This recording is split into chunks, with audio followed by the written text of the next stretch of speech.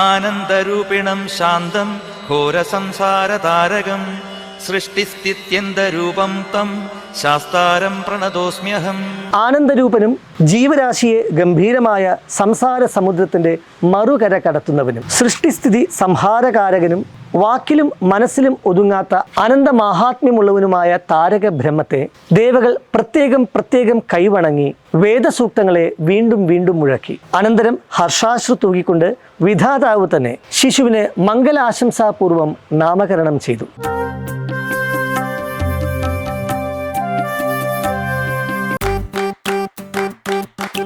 Presented by Chaikari Kazhakkottam near Infosys Thiruvananthapuram. Chai Kari.